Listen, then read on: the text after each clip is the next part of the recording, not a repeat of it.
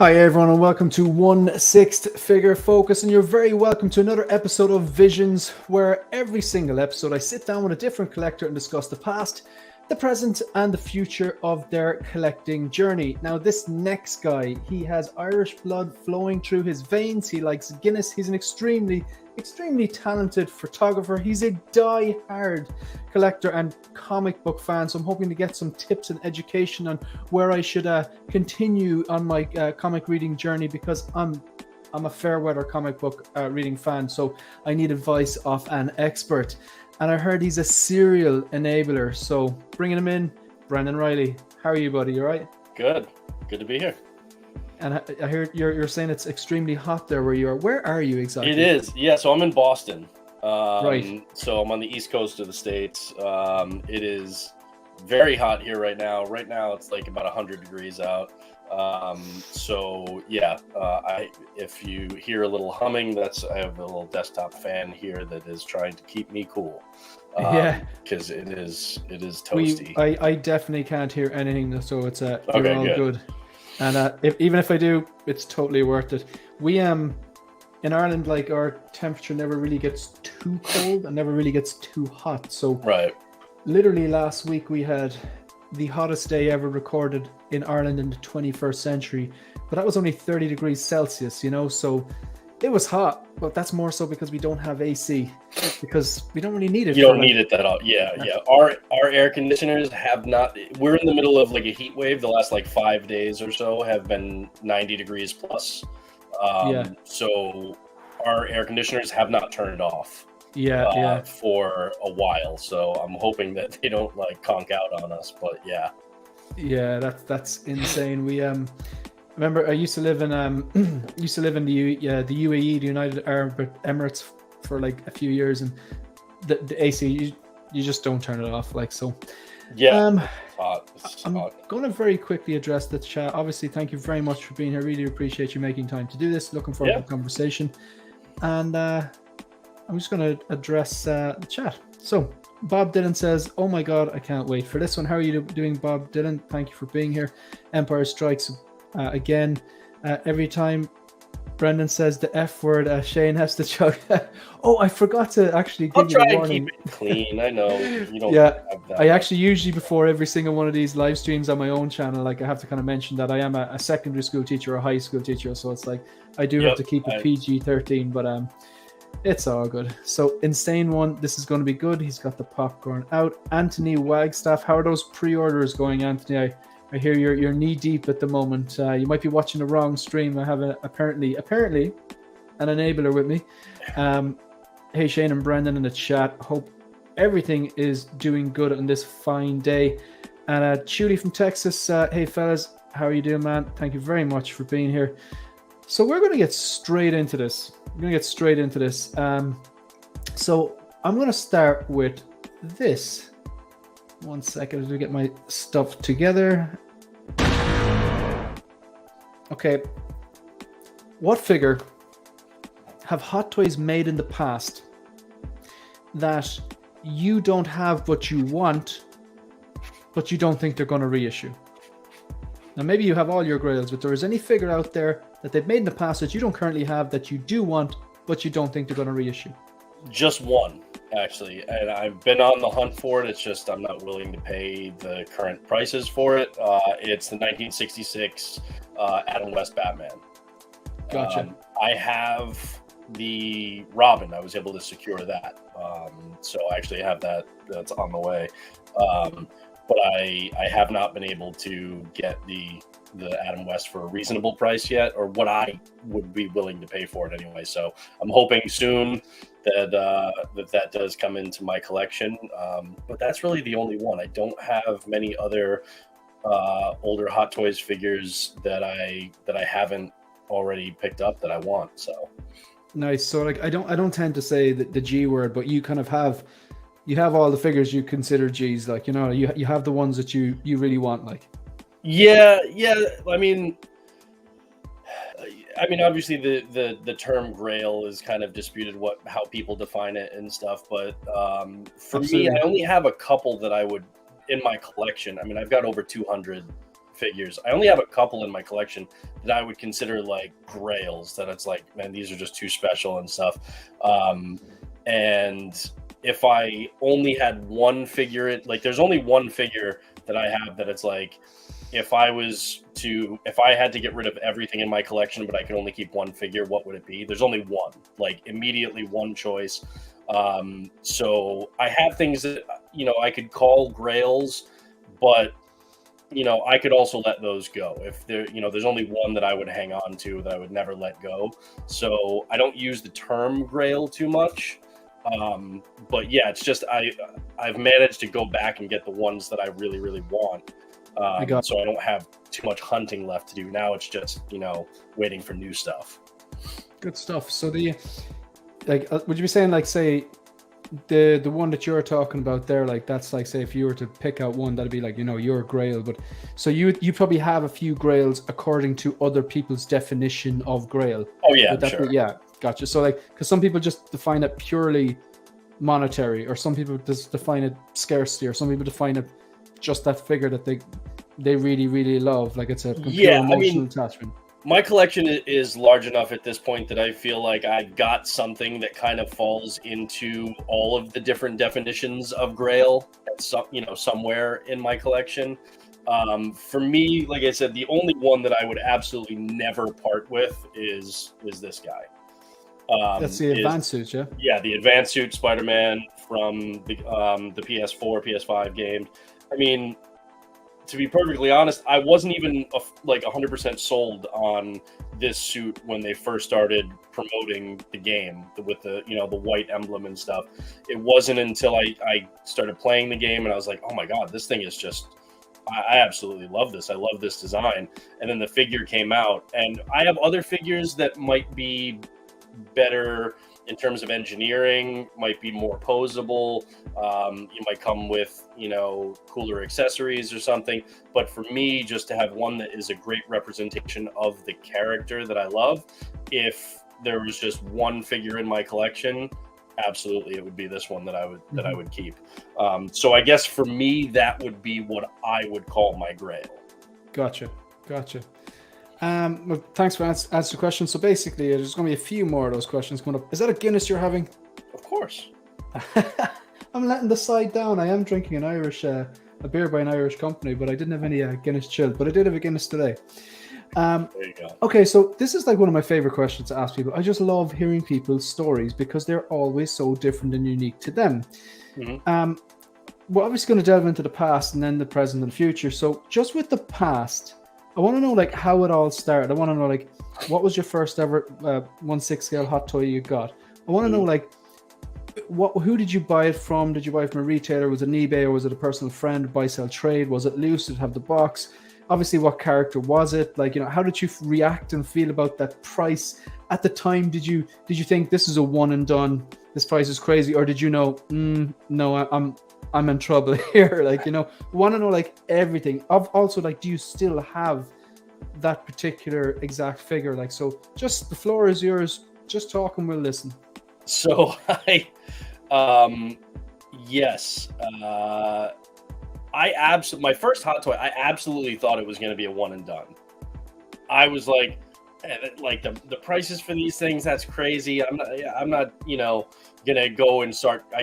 This wasn't even like when I was telling my wife when I first bought this, it wasn't even like trying to justify me.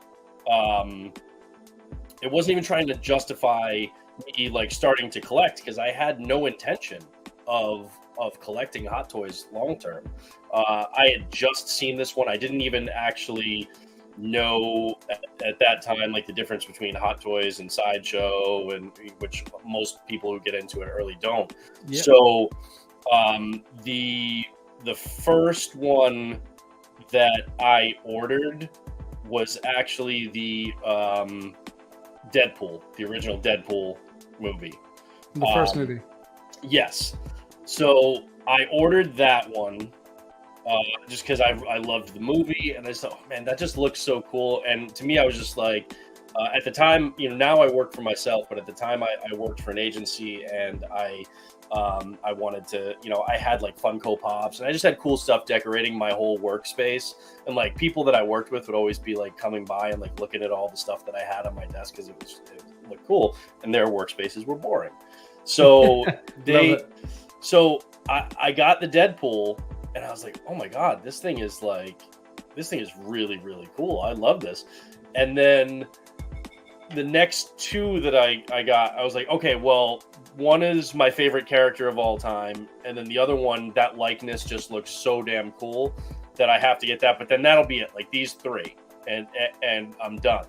And lying to yourself, like but I believed it at the time. I genuinely did. And isn't there a line that a lie isn't a lie if you believe it at the time? Exactly. Yes, exactly. And so it was this guy, which is the Netflix Daredevil, which my heart is very happy as of late for obvious reasons with Daredevil. Yeah. But so it was this Netflix Daredevil, and then the Civil War Captain America. And the funny thing is too, you look at like that likeness of Chris Evans, and it's good, but we've obviously gone way past it. But at the time, I was like, you can't do better than that. That's stunning. So those were the first three Hot Toys that I added to my collection. All of which I still have, obviously. So I very much like them. I bought them from Sideshow, but those were not the first kind of like higher end collectibles that I got. I actually, they were the first. The Deadpool one was the first one I got in hand, but the first collectibles that I actually placed an order for were statues. Right. And those were, and I still have all three of them today, although two of them I am putting up for sale, but I still love them. So it's the original Mythos Vader, which I still have and love. I won't let that go. And then the Sideshow premium formats for the 89 Michael Keaton Batman and the Batman Returns Michelle Pfeiffer Catwoman. So I am actually selling those, or I will be eventually selling those two pieces just to make room for other stuff in the collection. And they are still really great. I just recently shot a little video on them and posted them in the Facebook groups and stuff. But I love those pieces. It's just I'm ready to kind of let those go as I'm adding more statue pieces to my collection. I'm looking for kind of like definitive representations of characters, because obviously with statues I can't have like just endless numbers of them, and so I've recently pre-ordered what I think will be my definitive Batman, and so for that reason I'm letting the Keaton go, and then the Michelle Pfeiffer just kind of goes with her. So gotcha. Okay, good stuff. And so just one question though, I want to give a, just in case anyone's just joining us, obviously we have an episode of Visions here with Brendan Reilly, and you mentioned like you have 200 1/6 scale figures currently, approximately. Is that a little over 200? Yeah, a little over 200. And are they, I presume, I'm just assuming, are the vast majority of them Hot Toys, or is there third parties here? Like 95% are Hot Toys. There are a couple like Sideshow ones mixed in there, like the Mythos Vader, not Mythos Vader, the Mythos Boba 6 scale, which if you look at it is a wonderful figure. Just don't touch it because it'll fall apart. Yeah. But so those, and then I have another, a handful of mix of like third party and custom figures. A lot from like So Toys, like their Spider-Man Noir is amazing. The most recent figure that I got in actually was a third-party custom, which is the Kingdom Come Superman from SSR Studio, and I absolutely love this because it's a very like Alex Ross-esque, and figure. This is something I'm ashamed to say I've heard so many people talk about Kingdom Come, the graphic novel, the comic book series, and I haven't read it. And I promised Lael that I was going to read it, And I believe does the golden armor Wonder Woman? Yep, kind of it does. feature? Yes. That they And used in the 1984 yeah. movie. It has its origins in the Kingdom Come comics, and Alex Ross does these amazing art prints and murals and stuff of all of those, and you can see the gold armor. You see the Batman with the black behind the S logo. Superman. Sorry. It's a really good classic comic book story. So it's definitely a fun read. Yeah, and that's definitely on my hit list, and it's something that I will speak about you more as the episode progresses, because like obviously you are a comic book fan, and you still buy like comic books, actual comic books, not graphic novels. Would I be right? Oh yeah, I've had a lot come in recently. So with comics, I read a massive amount of comics. Marvel, DC, X-Men, Spider-Man, Avengers, Ghost Rider, Blade, the Eternals, everything you can think of, far more than I can fit in my home in physical books nowadays. Right. So for my reading of comic books, I tend to read them on my iPad. I have the Comixology app and subscription, and so I buy comics on that. And I'm old school. I started my career out in print newspapers way back when, so I love having a tactile feel, like having a book in your hand. But I just can't fit them all in my home. Yeah. So, but the experience of reading comic books on the iPad is actually really enjoyable. There's like a cinema mode basically, and it will go panel by panel rather than like the whole page. So it'll isolate a panel, bring it up nice and big. You can pinch and zoom and appreciate all the artwork. You just swipe and it takes you to the next panel, so that maybe there's something that's like really big that's about to happen on the bottom right corner of the page, but you don't see it yet. You see it in the way it's supposed to progress through the story, so stuff doesn't get spoiled a little bit too early. Your eye doesn't get drawn to, like when you're opening the comic book page, you're supposed to be on the left side, but your eye is drawn to, oh, this just big thing just happened on the right, and you're looking at that before you get to it story wise. So I like that aspect of the iPad. So I do that, and then for my collecting side, I will focus on key titles or characters and key books that I really, really enjoy, or that I love the art for, or that are seminal stories. And those I will collect typically variant covers of in physical format, and I will like get books graded. Some of the stuff that I have, actually, like I have a stack right here, and so like the stuff that I've gotten in the last like week or two, there's a brand new Batman issue.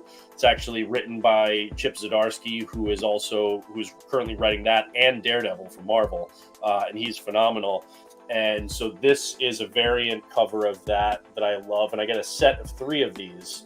This is a trade dress, which means that it has like the logo and the artist names and and everything like that. And then there are virgin covers, which is strictly just the art, has nothing else on it. Right. And so I got this one, and then a virgin of this one, and then a virgin cover that it's this cover, but instead of the Joker here, it's Bane. Gotcha. And so that's really cool. This is a variant cover of the appearance of the arena suit that Hot Toys just released. So I have this one. I have the regular cover right next to me, actually, which is CGC graded, which is his normal armor. But I'm going to get this one graded too. And then this one is the actual suit that they used for that book, for that figure. So, then I'll have those. Stuff like the art that you get. I mean, these are like display pieces. I'll get them graded. I'll have them on walls. But like this Moon Knight, Black, White, and Blood. And are you saying they're just the covers? No, these are the full books. I see. And which It's which just now? these are the these are the variant covers. Right. I get and you. not the original covers that you would just buy, on a newsstand or something like that. I see. And then this is so that's where the variant covers are, where you typically get some really cool, different types of art and interpretations of characters and things like that. So this is a Miles. So artwork is amazing on them. Yeah, they're absolutely stunning. And so I'll get those. And then, as I go throughout, typically, then I'll go and I'll get stuff graded. There's a glare, so you can't really see that too well. But so I'll get stuff graded by CGC and encapsulated. And then, I can put these on the wall as cool display pieces, similar to the way you would, display art prints. Yeah. So that's the comic books collecting side of my collecting life. Is I read them on my iPad, and then books that I love, books that are really valuable, books that have amazing artwork, I'll pick those up in variant covers like this beautiful, again, Daredevil. And then I will, have those as collectibles. I see. And they might get mounted then on the wall or something like that. Yeah. So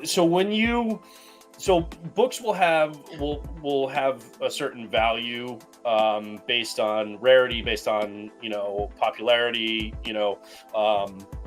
what they call keys, which are milestones, the first appearance of a character, the death of a character. I have CGC graded copies of Daredevil books, the death of Elektra, and then the first appearance of Echo. I have, both of those graded. So when you get something graded and you get a good, a high enough grade on it, it increases that value than if it was just raw, because then it, when it's raw, when it's just, in a bag and a board, it could potentially be damaged. Once you have it encapsulated, that it's going to stay in that pristine condition. Mm-hmm. So, you'll get them graded, and then that increases the value of the book. And then you can have them as display pieces, as collectibles. But then if you ever want to sell them, you could sell them, make some money, and then put that somewhere else into your collection. For example, I have a CGC 9.8 graded copy of an Alex Ross variant cover that he did for Detective Comics issue 1000. So it was a big milestone issue. Alex Ross is one of the hottest comic book artists around. I paid $500 for that, and right now I could sell it for about $1,100. Wow. So, it's CGC graded. It's signed by him. So that's one that, while it was a big milestone and I love him as an artist, it's not there's not a ton story-wise that it was more an anthology kind of collection. It wasn't really something that's like, oh my God, this is an amazing read. You have to. So that one, it's really cool to have in my collection, but I'll sell it eventually because right now I could get $1,100 for it. That's a lot of collectibles. Yeah. That's a lot of whatever you want to, So eventually there's some that I'll invest in as I think that one's going to, hit pretty big, and I'm going to sell that later. And then others I'm getting for myself because I want them.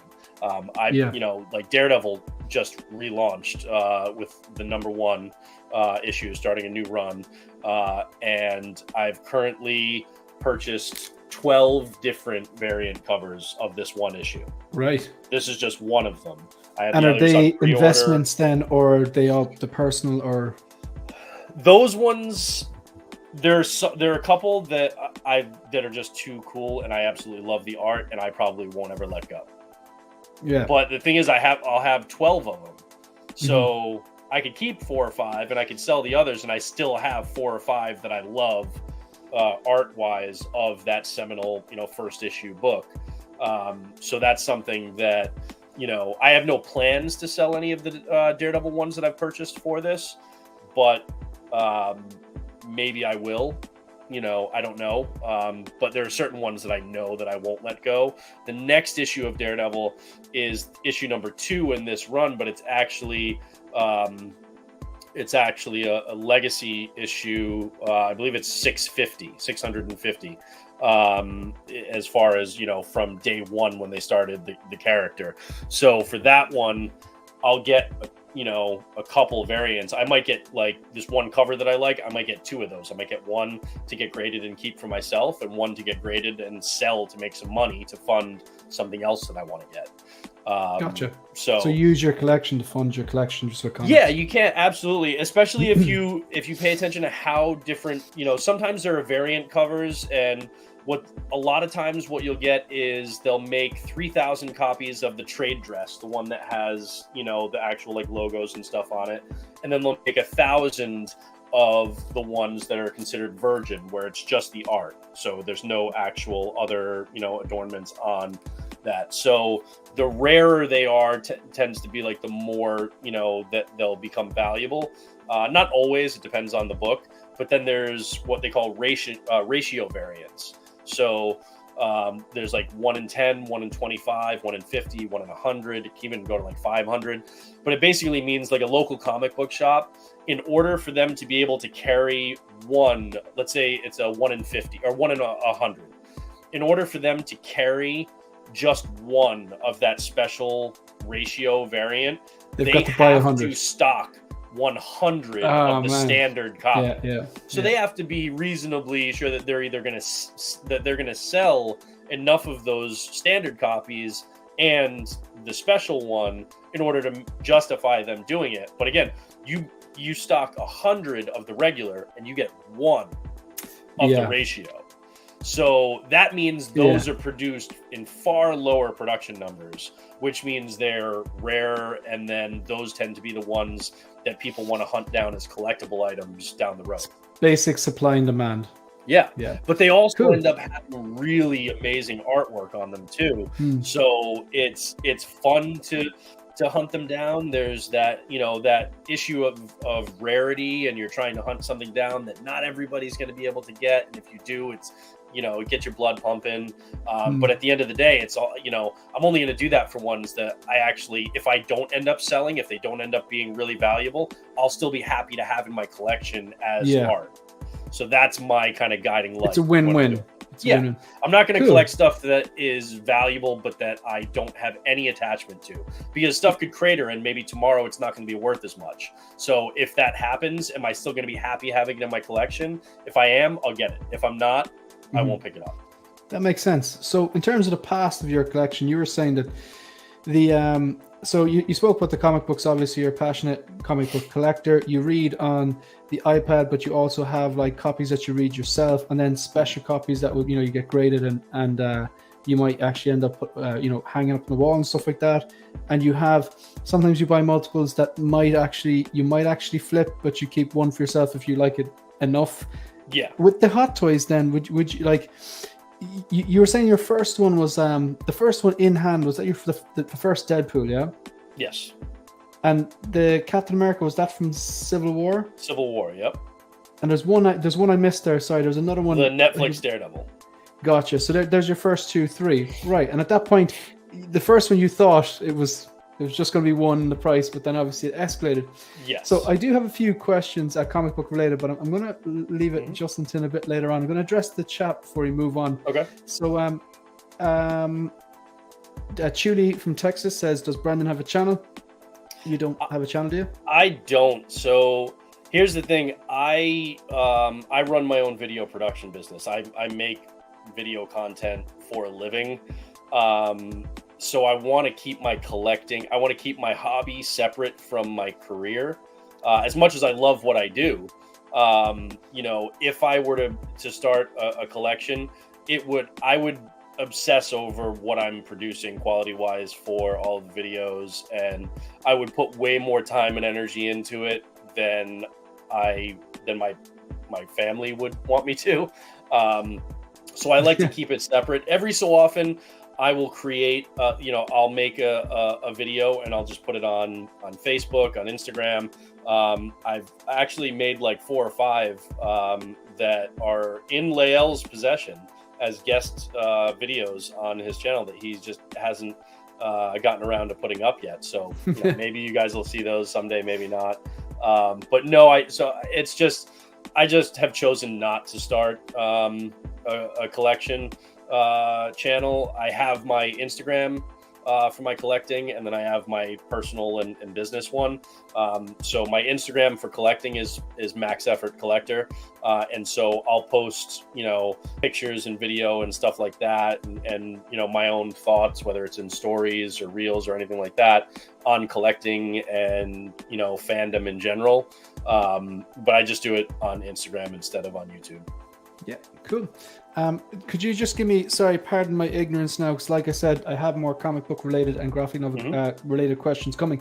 A CGC, is that a graded comic? Yeah, so CGC is the comic grading company. And, dropped one there. And so what you'll see is this is what a typical graded comic book looks. So it's encapsulated in this hard plastic to preserve it. The 9.8 is typically the that's what you're aiming for. Occasionally you can, it's very rare, but you'll get a 9.9 or a 10. Those are, extremely valuable. Again, depending on the book. The age of a book could mean that you could get, like, for example, you could have, Amazing Fantasy 15, I think it was the first appearance of Spider-Man. You could have that in, on the scale of 1 to 10, you could have that in like a 2 or a 3, and that's going to be worth thousands of dollars because it's an older book. They don't hold up as long by the time they're graded now, in the modern era. So there are some books that will be worth $20,000 at a 5, and then there are others that'll be worth $100 at a 9.8. So it depends on the book itself. And then what you can do is, so the blue label is their standard kind of, okay, this is just a clean, not signed or anything. If you get a book signed and graded, they have what is called their signature series. And that's a yellow label at the top. So then your signatures, from the artists or the writers, or, you have like a Stan Lee autograph or something on a book, that's going to increase the value. The caveat with that is it has to be witnessed by a CGC representative for it to be qualified, because otherwise they don't know. For all they know, I just wrote BRENDAN REILLY Ross on it and then sent it in. And so they can't certify, they can certify the condition of the book. They cannot certify the signature and that it's actually coming from that individual.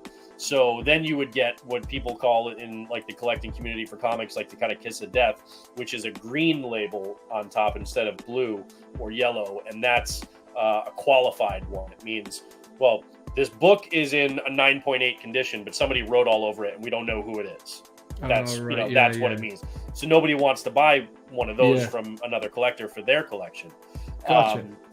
So you either buy them already signed, or you can go like at San Diego Comic-Con that just happened, for example, CGC was there and you could grab one of their representatives and they would witness the signature of an artist or a writer on your book, and then you're kosher. You're good to go. Gotcha. They also do private signings where you can take a raw book that you have and they're going to have somebody in-house that's going to be signing books, and you can send the book to CGC, their headquarters. They'll have the artist or the writer there. They'll be signing it. They'll witness it, and then they'll grade it, and then send it back to you, and then it's official. Man, thanks for clearing that up, because I figured the ones that were in the plastic, transparent plastic, that the 9.8 or the 8.5, whatever it was, like a grading system. And I always wondered, like, who does that? And also the signature as well. I had noticed that on Robert Downey Jr.'s Instagram, he put up this post, basically it was for charity, and he was doing signings of items. And there was a link with a third-party agency that if you wanted to get something signed, you click on that, you explain what it was. Maybe it's a photograph that you have of him, or maybe a photograph of you together or whatever. And I was thinking, I wanted to get it valued. I have the quarter scale Mark III from Hot Toys. Me too. Quarter scale. Yeah. Man, it launched the MCU. Like, it did. I love. It's one to this day. That and the 85 are my favorite armors. Yeah, you know what? I'm not the type of person that personally, like, I'm not the type of person that I don't need to meet the celebrity. Like, they're just people. Yes, they're famous people. They've done amazing things. I don't necessarily need to meet them. However, I would like to get that signed, and I priced it and everything, and I ended up not doing it. But like, one of the things that I found really interesting is that they said By the way, this signature from Robert Downing Jr. on your item will be witnessed by a third-party organization. Yep. I'm not sure if it was necessarily so CGC is typically the biggest one. There's another one called CBCS. Right. CBCS will actually, they have in-house handwriting experts. And so they don't have to witness, if you go through CBCS, they don't have to witness the signing. They will actually analyze it and determine, and then analyze copies of like that person's signature and determine if it's real or not. Yeah. So you can go that route. CBCS tends to be cheaper in terms of the fees for getting stuff graded, and they don't have as much of a backlog because they're not as popular. Also, with the exception of some like really major books, typically people are, if they see a CGC and a CBCS graded book, they're, you know, the same book, they're going to go for CGC. They have that name recognition as like the premier organization for doing it. But you can go the CBCS route and get something, you know, certified through them if it's already signed. There are, so like I have this book that I just picked up. So I'm gonna stick it on the outside plastic. I'm gonna swap that. But this is issue number 1 of Daredevil: Woman Without Fear. Basically, when Elektra took over as Daredevil while he was in prison in a recent run. Now, I really, really love this artist and love this particular style that he did. This is an artist, Marco Mastrazzo, and it's really cool. And I was able to get a really good price on this. This one was already signed, though, so I do have another virgin cover of this without the lettering or anything on it. That one I'd probably get graded. In this case, this is more valuable for me to keep raw signed than go and get graded, because it's going to be that green, you know, qualified label, and people don't like that. It loses value. But this, I do have a certificate of authenticity on the back. So it's at least like, you know, legitimizes if I did want to sell this to somebody a couple years from now or whatever, be like, this has a COA, you're, you know, guaranteed that this is legit. Now, I don't know if CGC will accept a COA. I think I'm not really sure if they would or not. So it's not something that I mean, I'll look into it, but yeah, there is that kind of situation where sometimes if you get a book signed at like a convention or something like that, if CGC is there, you can have one of their representatives witness the signature and you're good. If not, then you just have to decide, do I want this signed, or would I rather get it graded? And, you know, and then you have to decide, you know, is it just for me? I just want it signed because it's for my personal collection and it's a cool thing. Or do I think that this will be more valuable with the signature of this person on it? You know, for example, like maybe, you know, a book that, you know, that's not a really big book, you know, wouldn't really be that valuable. You get it graded and maybe it's going to be worth like $100. But maybe if you were lucky enough to meet Stan Lee and you got him to sign it, then that book is going to be worth more just because of his signature, and it's worth more to you raw and signed than it is unsigned and graded. So, you know, it's just the intricacies of collecting books when it comes to grading and signatures and stuff. It takes a little while to get a handle on it. And then you just kind of decide what your priorities are, what you care more about in your collection, and each what to their own. Yeah, and then if you do think that you might need to sell it at some point, because again, that's one of the good things about books. That's a better option, I think, than with Hot Toys, right? Because Hot Toys, figure A could be smoking hot, everybody wants it, right? And then tomorrow they reissue it, and the value of this on the secondary market plummets because people are like, well, no, I can just get the reissue for retail. I don't need to, you know. I get you. Yeah. Whereas that doesn't happen with comic books. If it's a key issue, if it's in good condition, even if they do a reprinting, like a second printing, you know, make more of the book with like a different cover, that it will still say second printing on it, which means the first printing is still always going to hold its value. Yeah. So you're never going to lose the value on a book as long as it's in good condition. But tomorrow they could reissue every figure that you have in your Hot Toys collection, and people will still buy all them, of a sudden your resale value. And I don't buy things just to sell them, but it is nice that if you need to, your collection can fund your collection. Meaning, like, they come out with something, but like, perfect example, I'm getting a different Batman statue because I love that statue. So I have the Michael Keaton one that I'm now willing to sell to help fund getting something else. So it holds its value. Statues more so than Hot Toys. Hot Toys can be tumultuous as far as, how much value they're going to retain. So the books are, a nicer way of really getting some cool stuff that you want in your collection, but also knowing that they can hold value and that you can sell them if you need to for some quick cash or to fund other purchases. Absolutely. So I just want to very quickly put you under pressure again. Okay. I don't think you're going to be under pressure at all. I think you'd be more like, where they even start explaining this to me. I want to explain very briefly my attitude towards comics and graphic novel. I think I'm a fair weather. I think that's safe to say I'm a fair weather comic book reader. When I say comic books, I am talking about graphic novels because I find it convenient the way, like, I know that these things, they get released in issues, and I just find it convenient to go into the bookstore and be able to buy the full thing and read through. Oh yeah. And I also physically like to read the book. However, I do have the Marvel Unlimited app, but I don't feel I get the most out of it. I'm using it on my phone. I do find the cinematic panels view really clever, and I think I need to get myself an iPad or Kindle to fully appreciate it. Now, this is where I'm at with graphic novels. How I approach things is I will see a movie that I love, and then I will either just have a natural curiosity to see how did they make that film from an influence of something that was written and drawn maybe 50, 60, 70 years ago. I find that fascinating. Or sometimes I might hear, the obvious example is Christopher Nolan mentions Year One was an influence for Batman Begins, and The Killing Joke and Arkham Asylum for influences for 2. And I think parts maybe it wasn't The Dark Knight Returns. It wasn't The Dark Knight Returns. There was another comic book influence. It could have been. It was definitely something to do with Bane and the death of Batman. I think it was probably Nightfall. Because when I haven't read that. It's Bane on my broke list. Batman's back, there was a seminal cover that was him like breaking Batman over his knee.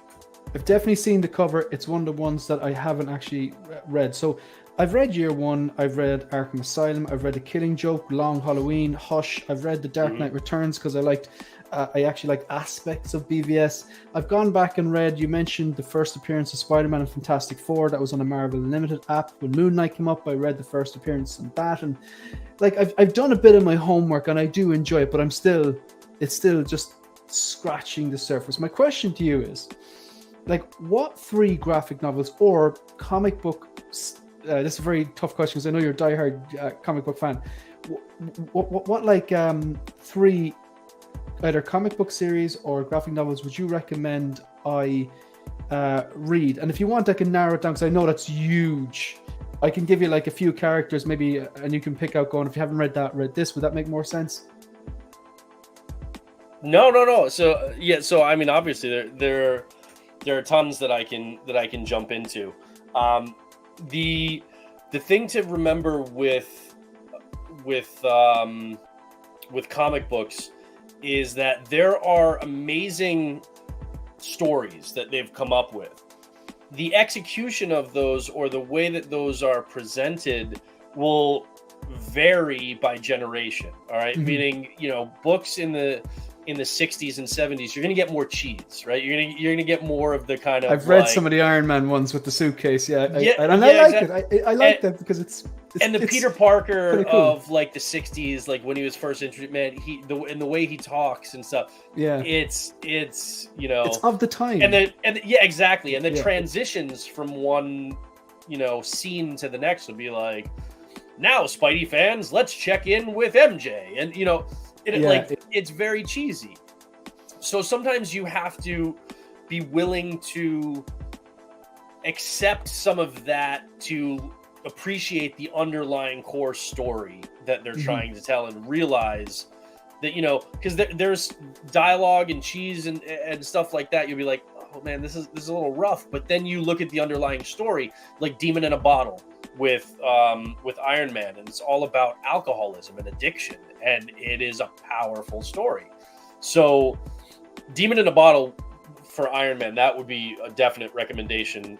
I'm just going to write these down. Keep talking. I'm just going to get my phone.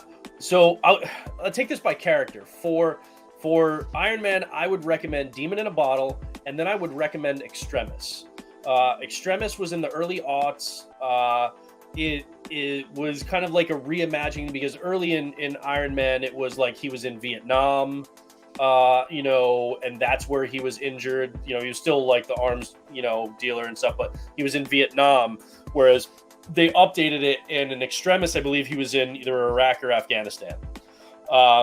And it was done Warren Ellis and I'm blanking on the artist, but it's like very photorealistic, like paintings basically, instead of like drawing. That's what I'm asking, because I've read the original appearance of Iron Man, which was like, you know, with the really, you know, the old fashioned Mark I with they look like almost teeth. Yeah. So you're saying that when they revamp something, there's a bit of political commentary, would there be? Because Afghanistan's maybe 20 years ago, yeah? There's tons of commentary on current events and the state of the world in comic books that I think people don't realize. I also think the medium of comic books don't get enough credit for the amazing stories that they are telling, and the talent of these storytellers in how they're telling these amazing stories.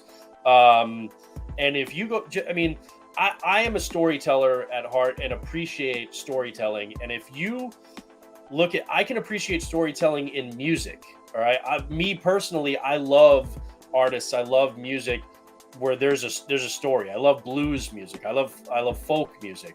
You know, when there's, I love like old school rock, like Bruce Springsteen, where there are characters and stories being told in these. It's not just about like how rich you are or how cool you are. So, like there's heart in these stories.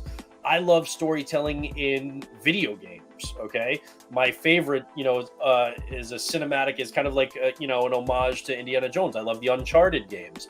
I love the way they tell a cinematic story in that. The Last of Us and The Last of Us Part 2 are probably, in my opinion, the pinnacle of storytelling in the video game realm, the video game format. Then you look at, you know, poetry, you look at comic books, like they tell stories in different ways, but they tell them in amazing ways. And comic books don't rightly get enough credit for how good they really are in telling these stories and how they flow from panel to panel and page to page. There's some real artistry in that. And yeah, you'll get some kind of reimaginings of something. So, you know, they'll want to introduce people to Iron Man that have no frame of reference for Vietnam, right? So they're bringing into Extremis. He's in, you know, Iraq, Afghanistan, and they flash back to, you know, to how he got hurt. And Extremis was, it was kind of the basis for a lot of what they did in Iron Man 3. Now they changed a lot in that movie, but that was the kind of like the nanotech and all of that stuff. It came from that arc. And again, the art is just great because they're paintings instead of just hand-drawn sketch. And it's absolutely gorgeous. It's amazing. The talent of some of these artists, that's what really captures my eye, even as a kid. And, you know, I'm not going to pretend like I read comic books as a kid. I'm not going to lie, like, 'cause I know that's like hip to say now. And then like the actual it has become, but like, I mean, I learned to reading comic books. Like that's how I mean, I was reading comic books and I'm like figuring out how to read. Like that was part of my childhood. My point is, it's like when someone goes to the trouble of making a movie that I really, really love, I want to know where that character originated, because that might be a multi-million-dollar movie with fantastic special effects and acting and script, but it started with some 20-year-old dude writing a story on paper at, you know. I love that. Yeah. I think there's a certain romanticism about that, like, you know what I mean? I just really, really like that. Absolutely. So definitely do Extremis and Demon in a Bottle. And then the other two that I'll recommend for you have some relevance right now, especially after yesterday, is Daredevil, Born Again, which is the title of this new show, which is not going to is not going to be the 100% adapted faithfully. I'm sure there's going to be a lot that's changed because of the nature of that arc, and some of it was adapted for the third season of the Netflix show. But the Born Again is a great run where the brief synopsis of it is that Karen Page, his love interest, becomes a big actress and stuff, but then she falls on hard times. She gets addicted to drugs, and her career tanks, and she goes into porn to get money for drugs. That is dark. It's very dark. This is Frank. I'm 100% going to read it, but it's dark. And so you'll see how it unfolds. But the premise is, because she goes into that dark place, she sells Daredevil's identity as Matt Murdock to the Kingpin for drugs. Wow. The woman he loves sold him out to Kingpin, his biggest enemy, for drugs. Right. And his it's just a spiral of his life. So there's that. That's such a clever storyline. This is comic books from 30 years ago, right? So there's that, and then the next one, which I said that this is where I think they should start with the series. We on a stream on Lael's channel months ago, I said this is where they should start. It ties to that, even though they're separated by about a decade and a half or so, is Guardian Devil, which was Kevin Smith's run on Daredevil in 1998. Okay, that one, Karen Page comes back into his life and says that she is HIV positive, right, from all of the drugs and the porn and everything. And there's this what appears to be a virgin birth. And Matt Murdock is convinced by these shadowy figures that it's the Antichrist. And Matt Murdock's Catholic upbringing and his struggles of faith is a massive component to his character throughout all of his 60 years of comic books. And so he's struggling with that and going up against another character that is trying to destroy his life.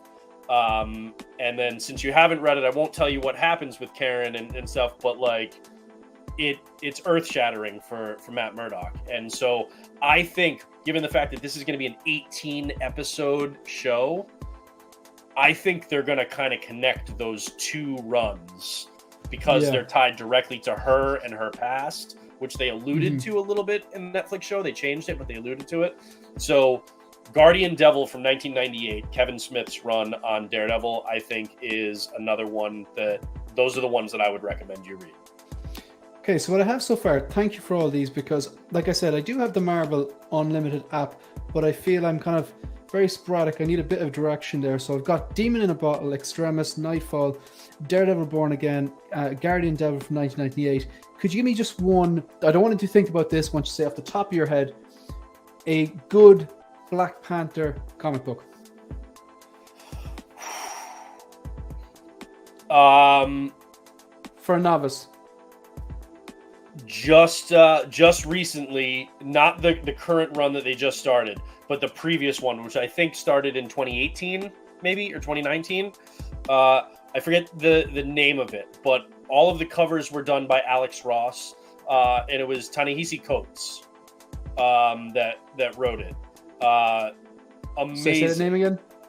Ta-Nehisi Coates. The first name is hard. Is Coates. You'll be able to find it. It was start with issue number 1, and it's from, like I said, I think it's 2018 or 2019. Okay.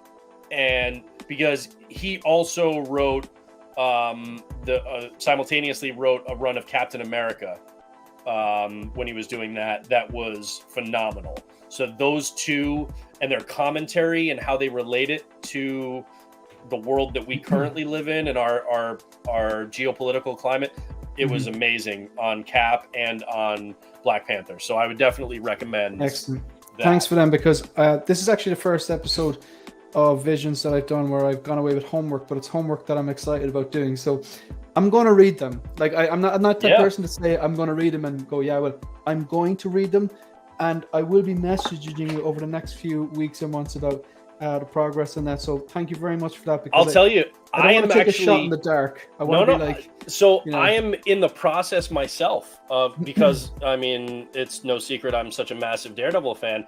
I'm in the process myself of doing a reread of every Daredevil book from 1998 to present day. And I'm going through. I heard that, you say this actually, and it's just going back and rereading. It's so much fun. I absolutely love it.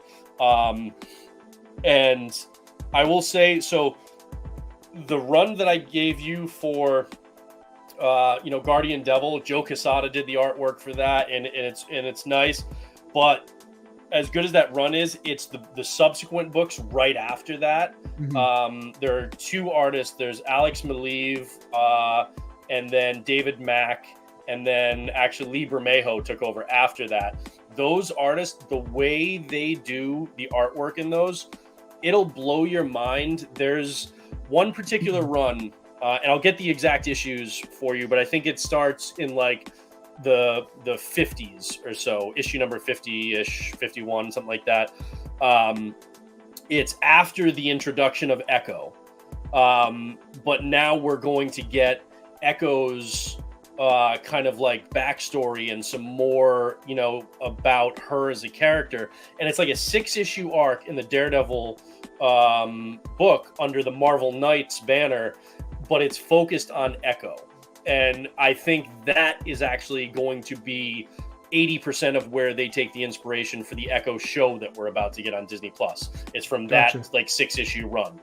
The artwork on that and how it moves around in a non-linear fashion, the way it will blow your mind. So those you absolutely have to check out, and you will like gain a new appreciation for how they use art to tell a story in comic books. It's phenomenal. Just give me that name one more time again. So it's I'm not sure what the name of the, I think it's is it Parts of the Whole?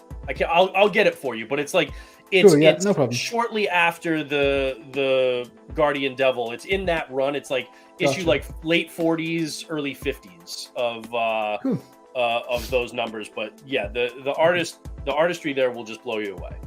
Excellent, thank you. Just going to address the chat really quickly. So Insane One basically comments on pretty much every video I put up and is in the vast majority of the chat, so I do really appreciate it. Also, I really like this point. He says the way Mr. Glasses in Unbreakable describes what comics means to him is epic. I'm not sure if I'm in the minority here, but going back in the day, M. Night Shyamalan, everyone likes Sixth Sense, but like I prefer Unbreakable as a movie to Sixth Sense. I don't know, maybe I'm in the complete minority here. And I like the way they merged eventually, like 20 years later or whatever. I wasn't sure what that's in reference to. So so kind of touched on the show on Netflix that Karen had a dark past but didn't go into it. Okay. Panther versus Dooms. These are our comic book recommendations. Forgot the run. What character has the best origin story? Off the top of your head, Brendan, what do you think? I see. That's hard for me because I mean, so many of them have very similar, Spider-Man lost Uncle Ben, and Matt Murdock lost his father.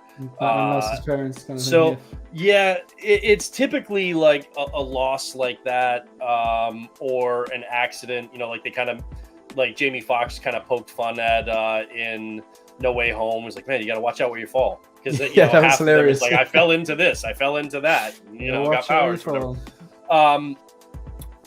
I guess for me, if I'm going to stick with something that's top of mind, I'm not necessarily saying this is the best origin ever, but I'll stick with something that's top of mind and that we've been talking about, is that Echo story. And I think people will have a good appreciation for the character in the show if they read that. And so I know. I think the first one that she appears in is parts of a whole, but the second one I can't remember. But there are two Echo runs where like she first becomes introduced to Matt Murdock by the Kingpin, and then the second one is that origin kind of Wolverine even shows up, so when you combined with the art in those books, it's a very poignant, very emotional telling of her origins and how that influences what she's going to do in Marvel Comics moving forward. So for me, if I'm like, I want to read an origin story, it was also done more, in the modern era. So it's not going to have the cheese factor that you're going to get from reading Spider-Man's origins or even Daredevil's original, story, or Cap, origin stories that were written in like the 40s and 50s and 60s. The core of them can be really cool, but the execution can still be kind of like 1966 Batman, cheesy. Whereas origin stories that are more in the modern era, like 90s and later, they tend to be a little bit more, I think, a little bit more palatable in that sense. Gotcha. Right. So with that being said, we're going to move on to the present. So Brendan, just in case you're joining us, obviously this is an episode of Visions with Brendan Reilly, and we discussed the past where he outlined that Deadpool from the first film was his first ever 1/6 scale Hot Toys, and he had obviously Daredevil is a massive Daredevil fan, a Captain America, and he's a massive comic book fan. So where are you at the moment? Like you did mention you have approximately just a bit over like 200 1/6 scale figures. Do you have any quarter scales? Do you have any statues? You obviously have quite a comic book collection. And are you your Modu case or Detolfs or a combination of two? So I have Modu cases all along this wall, and then over here behind me, I have the last remnants, pretty much that, and a couple in my living room, Detolfs, which will be gone in the next, hopefully, 2 months or so when my next round of Modu cases come in. You're going full Modu case. Yes, you I never absolutely go full love Modu them. Case. No, I'm joking. I absolutely love them. Yeah. They work really well for what they I look want. clean. They look tasteful. I do. Yeah, like they them. are. And I mean, the thing is, if you know somebody and you can get custom ones to your specs and stuff, by all means do that. You don't have to get Modu case. For me, they were just the right choice. So I'm going to get rid of the Detolfs entirely. Just I can't wait to get rid of them. And I'll have some Modu cases that. So I actually have like a large freezer behind me back in this room that we're going to be moving into another room, and so that wall back there will actually be Modu cases all there, and then I'm stacking more on top of these. So this whole wall, floor to ceiling, is Modu case, and then that will be as well. And then this will just be art on this wall, which most of it already is, and then a row of statues over here. So I already have a bunch of stuff on this that you can't see. That's just kind of a mess right now. But yeah, so that will all be 100% Modu cases, and then this shelf here will have statues. I do have quarter scales. I have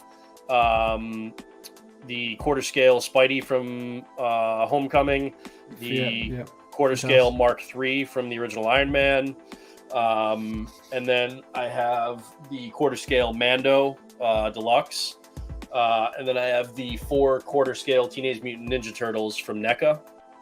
And then I also have from NECA the quarter scale Batman, Penguin, and Catwoman from the Tim Burton movies. I think that might be it for quarter scale. Statues, I've got a number. So I have the life-size Grogu that Sideshow made.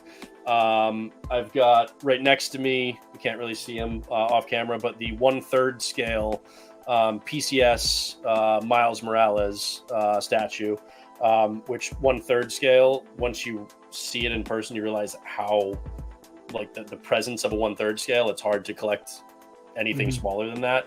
They're just so amazing. So I've got the 1/3 scale Miles. Hopefully any day now they'll start shipping the pre-orders for my 1/3 Linda Carter Wonder Woman, made by Prime One.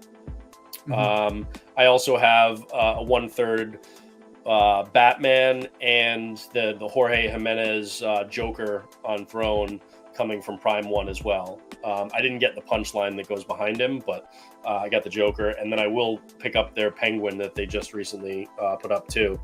I have the Sideshow Keaton and Catwoman. I have the Mythos Vader, the original, and I'll get the new one too. I have the Mythos Maul and Ventress that were done by the Kucharik brothers about a year ago. I know what everyone's thinking in the chat, because I'm thinking the same time. It's like, I want a collection room tour, but I know you don't have a channel. Like, do you ever do it on Instagram and go around and just like? I haven't. When I get the Module cases in, when I get the Module cases in, I will. Yeah. Because I have some other pieces that I have to kind of finagle and stuff. Like in another room, I also have like 2 Daredevil statues, like the premium formats, and Ahsoka. So what I do is to my right over here, there's an alcove in there that I currently have, some storage stuff in, but I'm taking everything out of that, going to put some lights in that. I'm going to have graded comics mounted on the walls around, in that horseshoe. And then in there, I'm going to put, when it comes, hopefully by like the end of this year, my Queen Studios half-scale Endgame Captain America. Right. That must be. So that'll be like its own kind of. It almost have like its own little room. So when I have that and I have my Module cases all in place, then I'll film something. Yeah. Good stuff. I think we'll all be looking forward to it. So Stephen Bambridge just wants to know if you could magically swap all your MCU Hot Toys for comic accurate versions without actor likenesses, would you? I personally wouldn't, but like maybe a comic book fan, a diehard comic book fan, would you do that, or are you happy with that particular version is representing the Robert Downey Jr., Tom Holland, or whatever? Yeah, I wouldn't do all of them. If it was all or nothing, I wouldn't do it. Who would you like swapped for comic book? For some of them, I would. I could sacrifice a Spidey or two, because I have about 24, 25 Spidey figures between Peter, Miles, Gwen, so I could sacrifice 1 or 2 on that front. It's a great question. I've got a bunch of Iron Man figures, so maybe 1 or 2 of those. If they're ones that I have like multiples of, then I would. Some I'm looking at and I'm like, not so much. But the thing that I really want, and again, this isn't going to surprise anybody, is a comic book accurate Daredevil 6 scale. As much as I loved Charlie Cox in the Netflix show, and I can't wait for him to be in the MCU now, if I could have it and it was a good one, well done, and I could trade this for a comic book Daredevil, if I could trade that and get what I love to read, if I could get this Daredevil in 6 scale, I would do that. Done deal. Yeah, so it's just a matter of, but, and again, I was kind of hoping, even they did go with the kind of red and yellow in the She-Hulk trailer, which got me really excited. But it's still a more Netflix style suit, just with the color variants. I was kind of hoping for them to just go comic book style, and not do another Netflix style suit. As much as I love that, it's like, I've got that, so give me the other one. That I don't have, I get you. But I'll still take it. All right, so it's going to quickly get through the rest of the chat. So Ben Thomas, if you're out there, folks, and you haven't subscribed to Ben already, check out the Ben Thomas Show on YouTube. He was on an episode of Visions a few nights ago. I've yet to meet a Canadian I don't like, and he definitely fits the bill. He's an absolute gentleman, some great contact, and just a really nice guy. Would you support an artist-specific line of Daredevil Hot Toys, such as Wally Wood? Well, yours is a definite thumbs up, I'd imagine. Hey Ben, I absolutely would. Yeah, but not just for Daredevil, for others.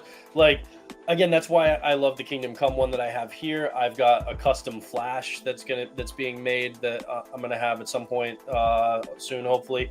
So I would love like an Alex Ross style line of. I would love it if Hot Toys would partner with Marvel and an artist, or DC and an artist, and give us a line of. I don't think it's gonna happen because they're banking on like big blockbuster films that everybody's excited about. That's what people are going to spend their money on. Yeah. And comic book oriented ones are more niche. So I get that they probably won't do it. But if they did, like, this is an Alex Ross line, or this is a Joe Quesada line, 100% I would be all in on that. Yeah. Gotcha. Cool. So the next thing, we've addressed the past and we've addressed the present. Now the trickiest one is the future. Before we go on to that, so what do we have lined? I've a few lined up for you. All right, so I've asked this to I've asked this to the last like 2 guests, I think, and you're the 3rd one I'm going to ask this. Now you don't have to elaborate at all, and that's the tricky part. Like, because at Marco, I know Marco struggled with this one. I'm asking for like a yes or no. I'm gonna give you. I'm gonna outline. But I'm just literally gonna name something that was teased over the last few weeks. You don't have to give any reasoning for your choice. Just go yes or no. Yes, if you think it's going to be actually put up for pre-order and the people actually get an opportunity to order it. And no, if you're like, no, that's not happening. So, right, so this isn't if I want it. This is just if I think it's going to get made. No, this is like, yeah, you can hate this. You can love this. Just purely from like a logical point of view. Do you think they're actually going to give collectors who want this a chance to buy it? Gotcha. So, straight off the top, the 1989 Batwing, the 1/12 one they teased. Yes Hell or no? Nope. The N1 Starfighter 1/6 scale. Not even close. I think, I think we're more or less in agreement there. So, the quarter scale battle damaged Mark 6. This is a tough one. Yeah, I think so too. The Vulture. The 6 scale one? They didn't announce a different one, right? Just the 6 scale, right? The actual Hot Toys Vulture one. Yeah. They teased it in a po. Yeah, you think grand cool. Cobb Vanth with a head sculpt. No. Cobb Vanth without a head sculpt. No. Okay. And there's I want it, but I don't. I think they're no. So there's actually 2 other ones. The 1989, actually there's 3. The 1989 2.0 Batman with the gargoyle base. Yes. I think that's going up for pre-order, and fingers are crossed. The 1989 Batman computer. Yes. Really? Interesting. I thought you were going to say no to that. And finally, the figure itself is super. I mean, I have the original. The figure itself, super easy. It's a reissue. All right? I don't even think they're going to make a whole lot of improvements, like, because it's hard with that fix suit. That cape if they're going to do it though. They're horrible with capes. They always have been. You get a Jackson Jew cape, you get an Unreal Customs, and you're good. So, but I have. It's a good said figure. Improved though. I said improved because the DX19 cape is an improvement. Oh, they might improve it. It's not but a that doesn't mean it's Jew, going to be good. Yeah. Yeah, but that computer, I saw them. It didn't look that impressive. I was excited, and then I saw it. I was like, that doesn't. It looks kind of cheap. It'll be easy for them to manufacture, and it'll help sell the core figure. So yeah, I think both of those are easy to get made. And that ties in nicely to my last point. The last one is the Dark Knight Rises transparent Armory. Do you think they're actually going to release that or not? Up for pre-order? Yeah. Okay, because they teased before, didn't they? Yeah. The transparent Armory they haven't. Not to my knowledge. I think they teased it once. I think they teased it in a previous convention, but not on a post. Okay. Not on a post. They will, especially since right now they're also making Catwoman, and they did the 2.0 of Two-Face, and we got the DX19. Basically, if they tease something related to the Nolan trilogy, I think it's a fair bet they'll make it, because that's just a well that they go back to whenever they can, and it sells.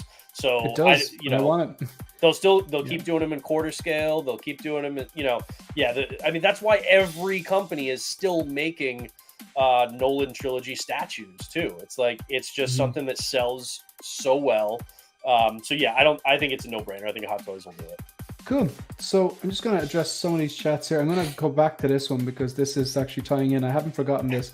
The Ben Thomas show, Jackson Zhu capes are amazing. I've heard very good things. Bob Dylan, Eagle Eyes, Bob Dylan, he doesn't miss a trick. The DX19 promo picture showed it and mentioned the fine art or the fine print Armory sold separately.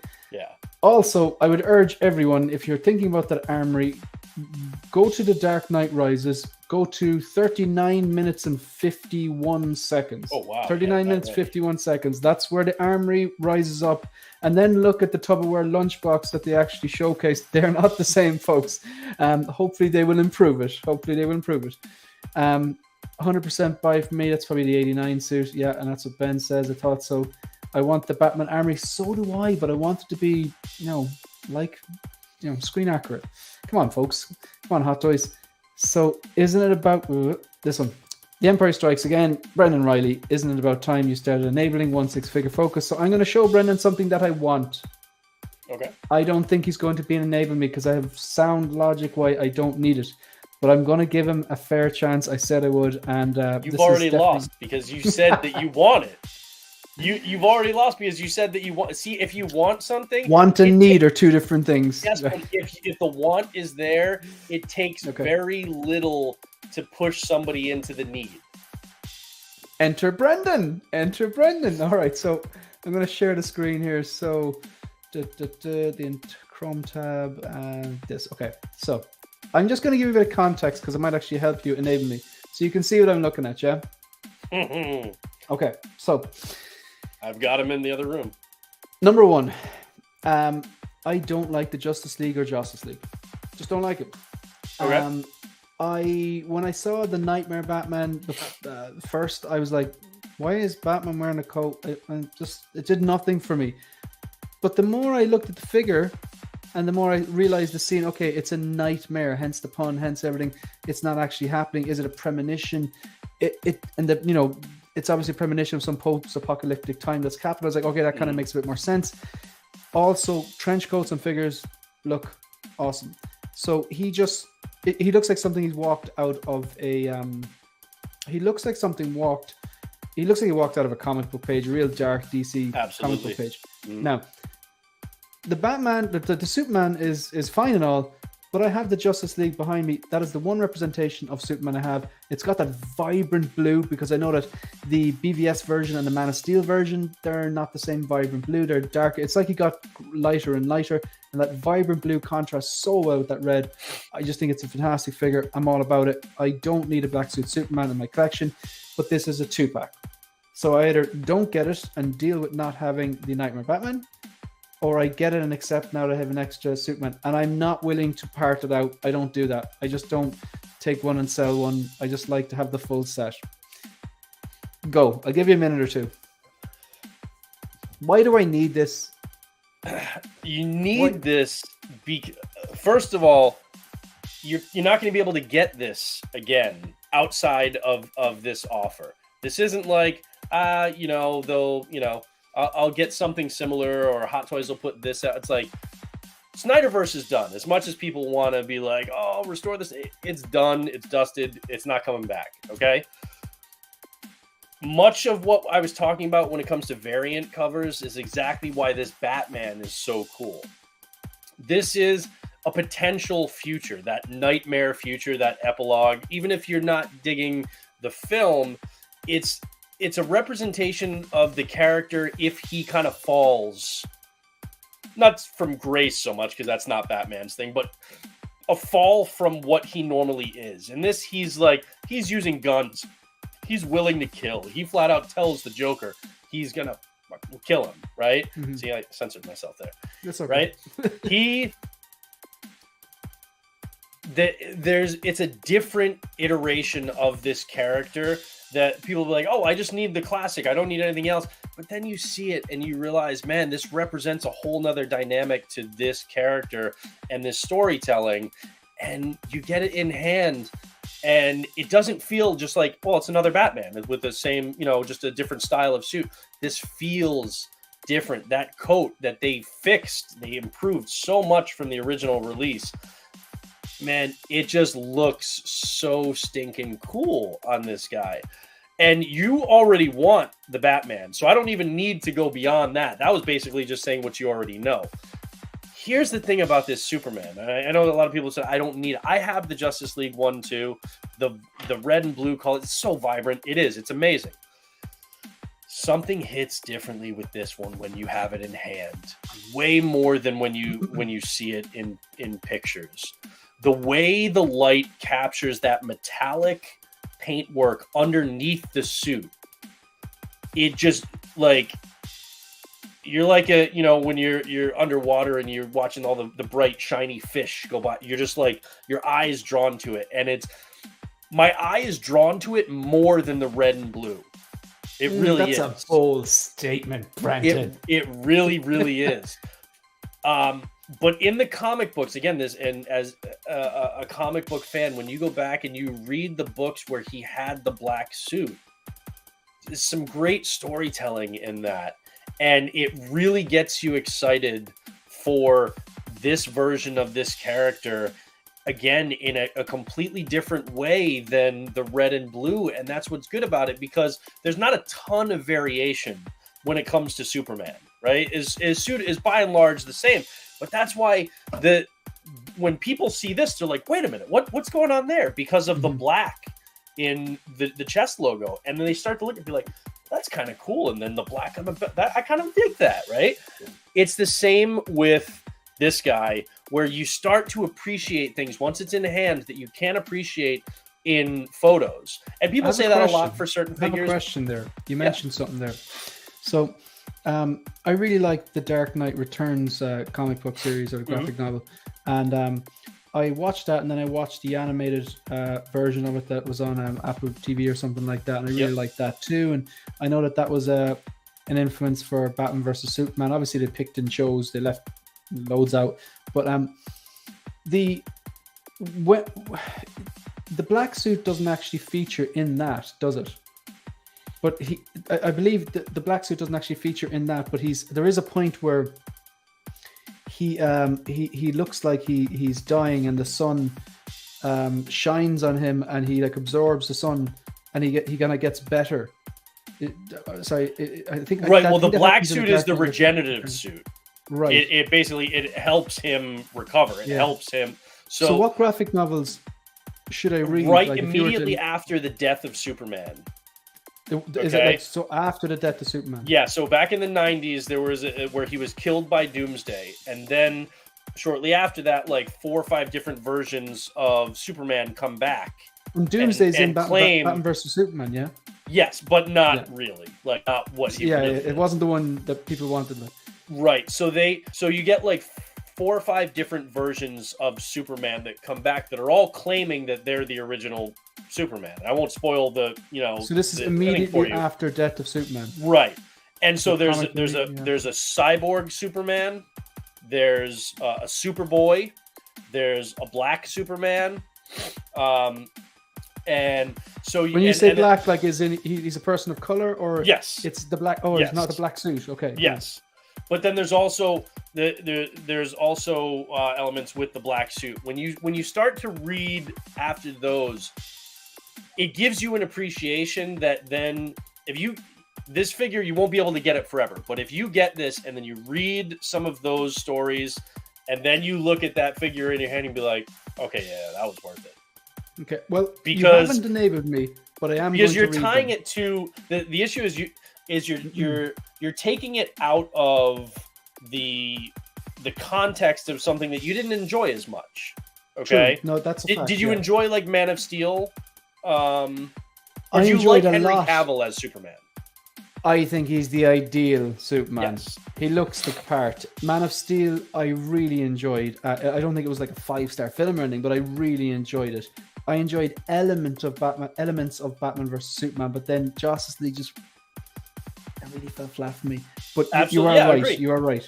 When you can divorce it from that particular thing, that particular representation, and connect it to something else that is far more enjoyable, you gain a new appreciation for that piece as a collectible in your collection, right? Mm-hmm. And that's the thing that, you know, that Lael was talking about when he was asking you guys earlier today about Morbius. Okay, I watched the Morbius movie. It was a steaming turd. Okay, it wasn't as bad as Venom: Let There Be Carnage. Tell us how you really feel. It was not good. Okay, it was a vampire movie with no blood at all. That's weird. It was very weird. It's like, and I grew up on like the Lost Boys, and you know, it's like, come on, you got to give me a good, you know. It was not a good movie.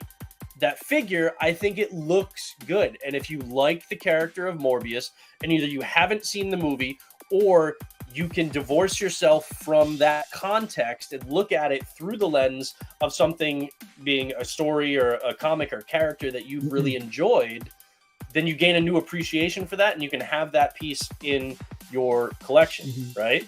Perfect example, too, is like, if they make a Valkyrie and a Jane Foster from Love and Thunder, you can bet your bottom dollar Lael's going to get it, but he still hates that movie and will never watch it again. Right? He wants to support those characters. He wants to show Hot Toys we want them.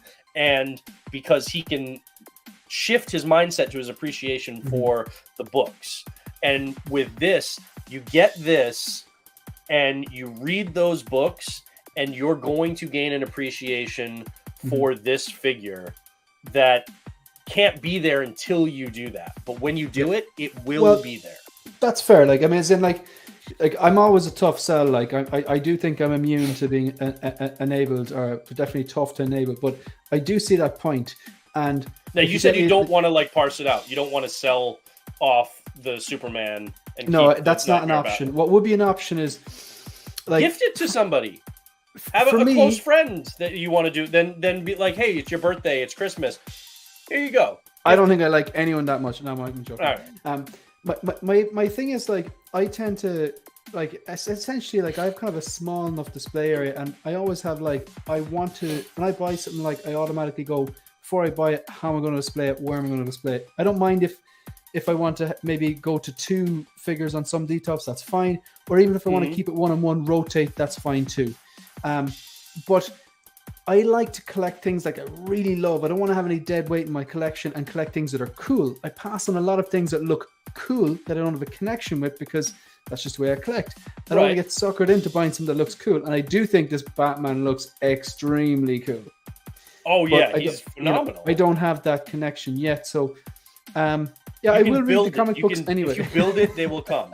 If you build it, they will come. But it's I'll read the source material anyway. It's the way that they capture light too is just, and the side by side, oh my god, they look so good together. That is true. Like they do. The way the silver underneath the black and then the silver on the emblem catches the light, and side by side with that Batman, man, I'm telling you, you will not regret it. You will not regret it. Right, so he's had a stab anyway. I'm still on the fence. I might give him another shot about there's something else that I have my eye on as well that I'm 50-50 on. But he made some solid points. But I'm going to move on to, we've discussed the past of your collecting journey, and you've explained to us like what you have now, how you're choosing to display, and you kind of touched on it earlier on about going into the future. So I'm going to ask you a few warm-up questions first. Okay. Just before I do, I just want to double check. I still have questions left to ask you. I do. No, you've asked that already. Grant. Okay, we're right on schedule. So I'm going to ask you some warm-up questions about the future. But do you see yourself collecting in 5 years' time? Yes. 10 years? Yes. In some capacity for the rest of your life? Until the day I die. Yes. I like it. Grant, I love it. I like when people answer that question fast. Right. You bought module cases. You're a different type of collector, because I think people like who have like a small collection that could be anywhere from 1 to 20. Then like I think when it gets over, maybe it gets over 10. When it gets over 20, you're in the medium category. And the medium category is very big. But like you got over 200 figures, you've got a big collection. You've invested in module cases. You've got a nice display space. Obviously, you're a different type of collector. But you're a collector for life. Oh yeah. I mean, I always have been. Even before I was collecting, figures and statues, I was collecting books. I was collecting comics. I was collecting art. When you're a kid and you've got posters on your bedroom wall, it's like, yeah, I mean, some of them may be like half naked women, but like, some of them are superheroes and stuff. It's like, yeah, collecting is fun for me. It's something that I just really enjoy. And,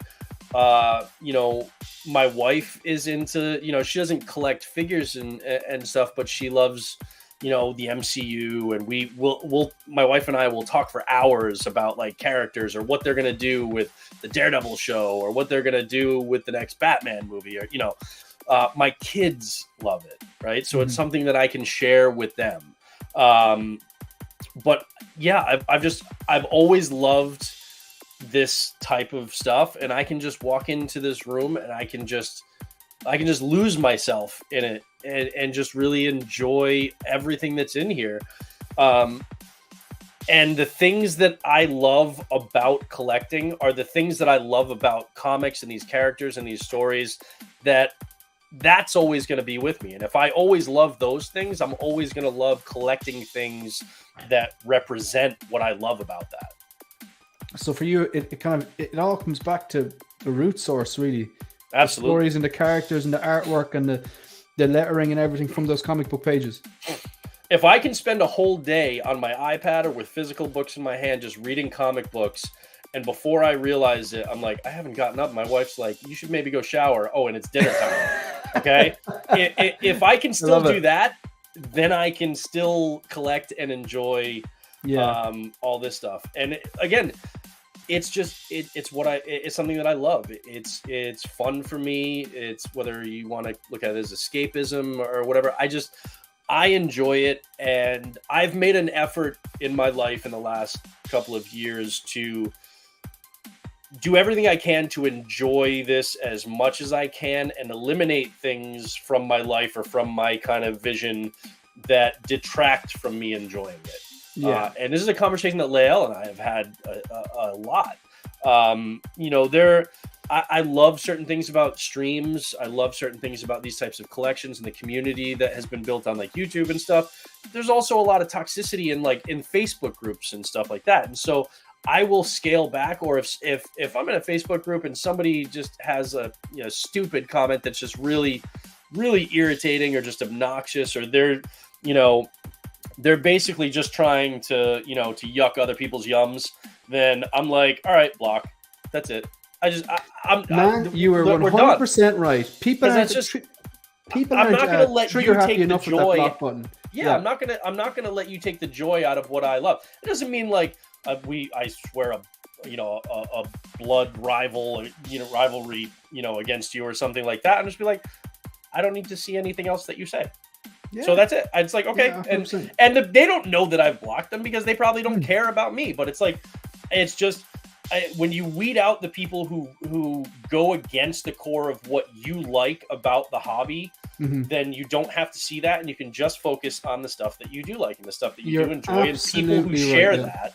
And then you're good, and you don't have to deal with the rest of it. So that's the way I look at it, and I lean into the things that make me really enjoy what I'm collecting, and that includes the people that share that.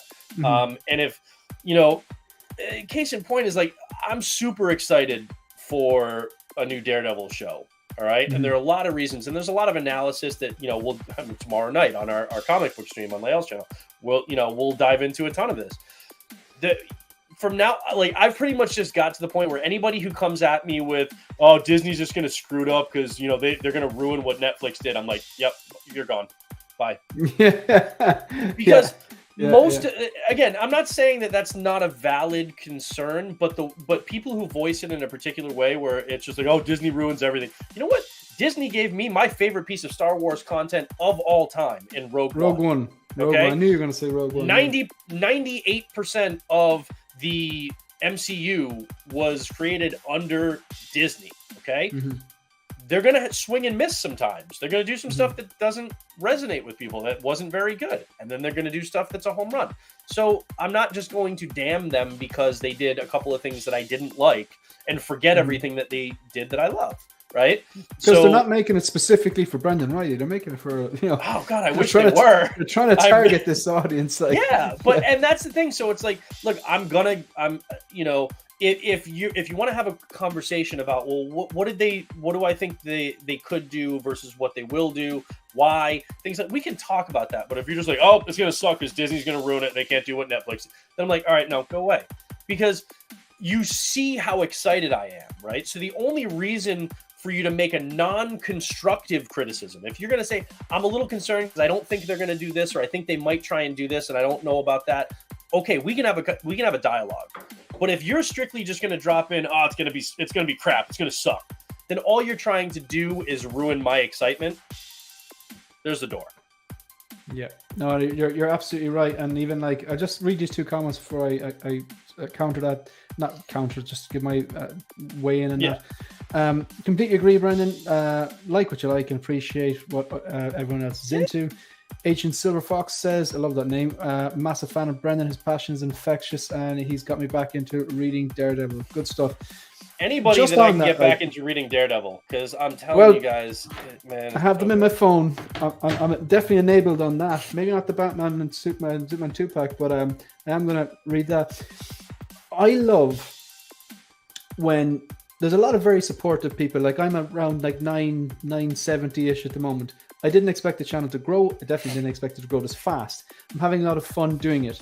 I love anything from collecting, taking photos, editing videos. I know a lot of people find it like tedious. I really like editing videos. Mm-hmm. It's something I put something on the background. Me too. That's what I do for a living. So yeah. Yeah. So you kind of have to have an interest in it or passion for it, like, so I actually find it really therapeutic, just organizing things and tightening things up. I love it. So when you put out a video and people go, oh man, they like the video, and they're like, they comment and go, really love this video. Yeah, I like your point here. Obviously, you're going to go, brilliant. But I also appreciate the people when they're like, sorry, Shane, I don't agree with you there. That head sculpt is by no means an 8. It's a 6 at best, in my opinion. But I do appreciate the content, because things can get lost on an internet comment the same way things can get lost in a text or WhatsApp comment. But when they've gone through the effort of going, okay, I'm going to write a disagreeing comment. I don't want to come across as salty or toxic. And they've into a sentence said, I don't agree with you, but this, and this, and go, look. They give consideration as to how their sentence that they just typed real quick is going to read. Not what they're just thinking in their head, but how somebody else on the other side is going to read it and be like, wow, man, why are you being a jerk like that? Inbuilt emotional intelligence and empathy, and it's a skill people can work on and get better at. And to be honest, I'm not a snowflake anyway. I'd be just like, right, you're being toxic, bye. I have blocked people before. I've done premieres and people just write, I don't know if they're bots or whatever, but they're writing kind of one or two messed up things going, right, no one needs to see that, good luck, without a second thought. Look, I am the furthest thing from sensitive that you could possibly be. Okay, I'm not worried about hurt feelings. It's more just like, that's not worth my time. So, life's too like short. That's where, exactly. It's like, look, here's the thing. I am past the point in my life where I'm looking to make new friends. Okay? I've got a group of friends. I don't need any more. Okay? So which makes me more thankful that you took the time to spend an hour or two with me. But that's exactly it, right? I'm past the point in my life where I'm not like going out and trying to meet new people so I can hang out. No, and most people that I meet, I genuinely dislike anyway.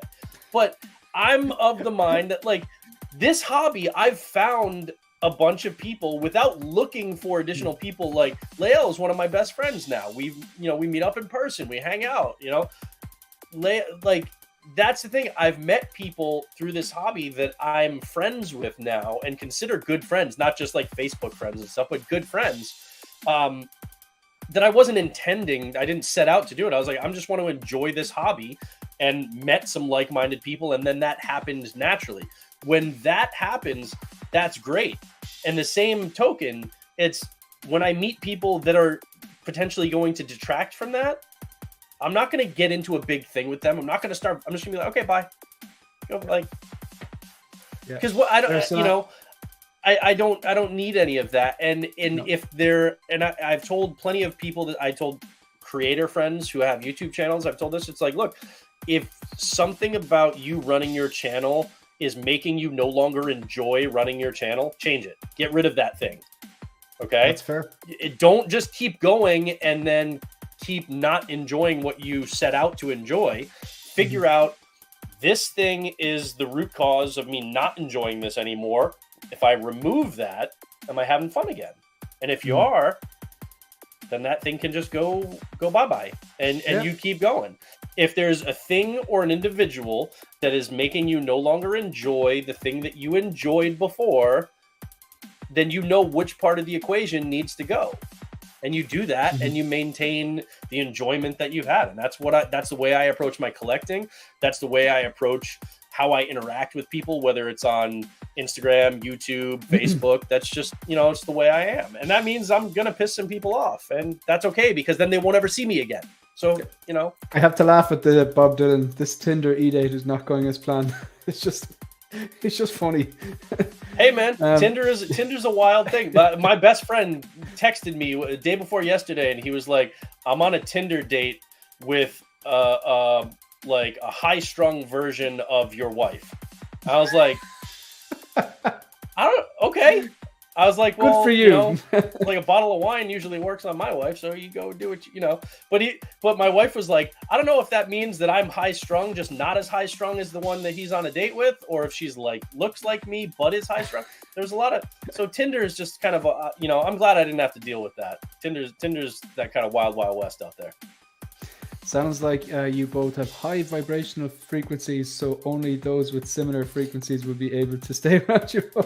That's hilarious. It's called being Irish. Yeah, that's probably it. Yeah, Brendan, of course, you and Layla are best friends.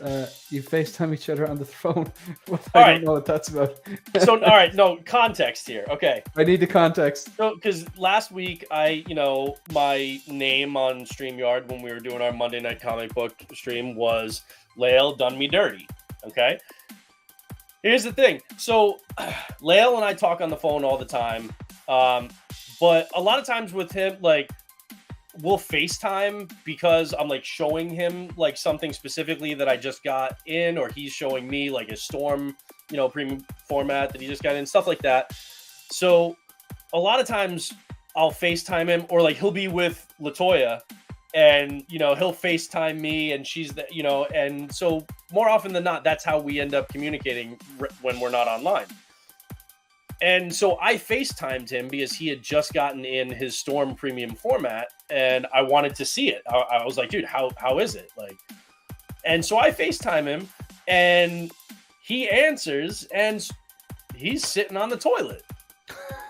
And he's like, see, this is what you get. You video chat me, you FaceTime me while I'm on the toilet, and this is what you're getting, all of it now. This is what you get. And he's like holding the phone out further away from him so he can FaceTiming with me, and he's like, and he grabs the door, and he's like, I'm blowing it towards you. I'm like, first of all, that's not how phones work. Okay. This isn't smell-o-vision. That's not doing anything to me. Second of all, I don't know about anybody else. Maybe in the chat, anybody has Lael's phone number. I don't know. When I FaceTime Lael, I do not get an alert on my phone that says he's taking a crap. Call back later.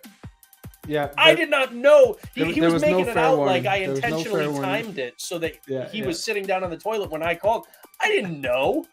And also, you didn't know. You know what? There's a green button and there's a red button when somebody calls you. Okay? Yeah. If you're sitting on the toilet and you don't want to take that call, you hit the red button. It's not hard. You're not wrong. You're not wrong. So you're saying it's all Lael's fault. 100% Lael's fault. If the ownership was on him, you heard it here, folks. 100%. Just before you finish off here, I do have one final question that I finish all these chats with. So just, I'm going to go back to the yes/no. Do you think this is going to arrive? They're going to put this up for pre-order? The Armory and the Bruce Wayne? Yeah. Yes. The Bruce Wayne looks great, though. I hope they do. Yeah, it does look good. And I hope they defrost these sides, because it's definitely more transparent in The Dark Knight Rises. I need to check it out again. So, yeah. You happy with the improvements they have on this? I think the improvements are really good on this. Yeah, completely agree. Yeah, I think they did a good job. The arms, the sculpt on the face, and having the swap outs. And I've got the So Toys Bloodsport coming too, so this will be a nice pair. Perfect pairing. Perfect. So yeah, pairing. So yeah, I'm happy with it. Perfect pairing, because I didn't like the I don't like that whole Justice League saga movies. I didn't like the Suicide Squad, the first Suicide Squad movie. But when James Gunn took over for this, that was Deadpool-esque. I love the humor. Yeah, and the movie and the Peacemaker show were really good, and so I'm all in on Peacemaker. Yeah. And I presume I speak for everyone when I say on this. Yeah, I'm on the fence. Really? But you like the figure but don't like the movie. The movie was trash. Okay. The figure right now, it looks decent. We'll see what the final version is. But it's a question of, it's not a pre-order. It's when it comes out, I'm going to look at my Spidey display. Do I have enough villains in there? If I've got enough villain, because I have a big Spidey, I've got like 25 different Spidey figures. But as far as villains, I've got like Venom and Mysterio. Brendan, you may have just enabled me. You may have just enabled me a little bit, and I'll just break that down for you. It's hard because Hot Toys also just does not give as much love to villains as we would like them to. And the figure, if the movie was amazing, people would be like, this figure is awesome. I'm 100% in on this. So if you haven't seen the movie, or if you can divorce yourself from it, again, I don't think we're ever going to see Morbius again.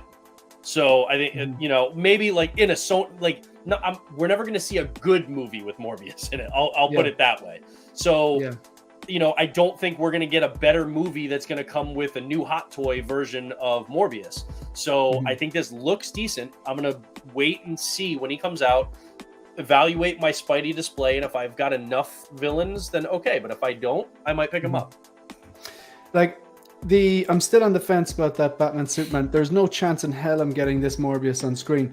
But I am a Spider-Man fan. I have the Homecoming Deluxe, but I just love the hoodie and the blazer and the headphones and the science book, because I'm a science teacher. It resonates with me. And I just love the way it's so layered, but it doesn't look bulky.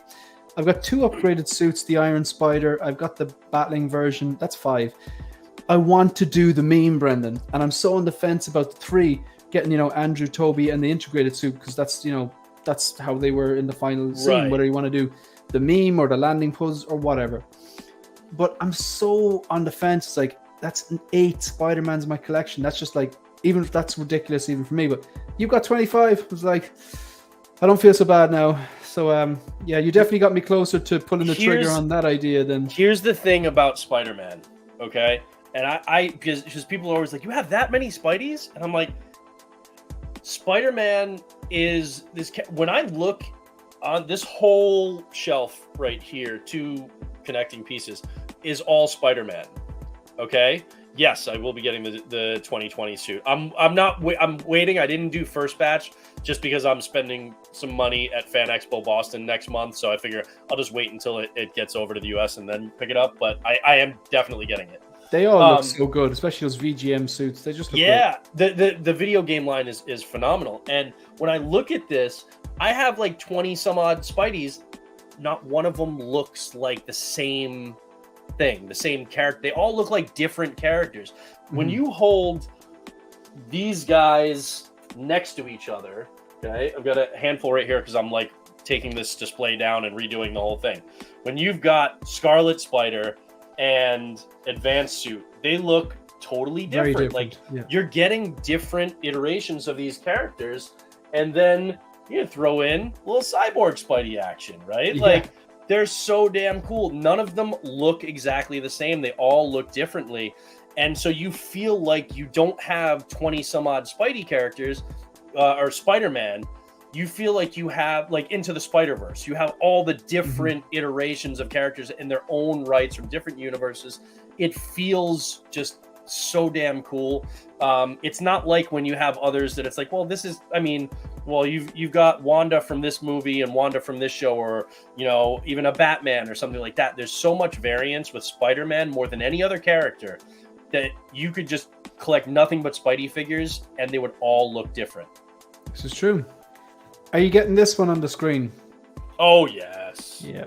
And what about Kenobi? Yeah. Yes. Do you think they're going to fix the head sculpt? So I think they'll work on it, and I think they probably will.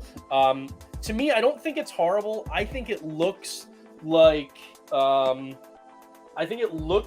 Obi-Wan the next morning after, well, maybe, in the States, not so much in Ireland because it's not as big of a thing over there for you guys. But he looks like the morning after. He looks like the morning after St. Patty's.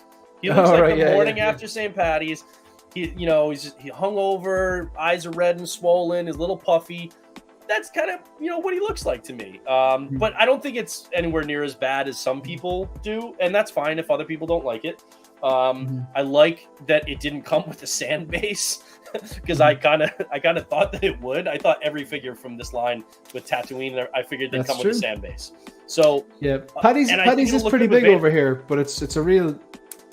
It's like when I think of America and New York and Boston, it's like parades and everyone's dressed in green, stuff like that. But I find in Ireland, it's like obviously the parades aren't as extravagant, as big, but it's more like it's a national holiday and everyone goes to the pub. But it's like we do market obviously, but it's more like, and a lot of people it's a day off and people do tend to go to the pub and stuff like that. But we have parades, but they're not as like America does things bigger like that. Like New York, the parade is huge. I think the biggest parade we have would be Dublin.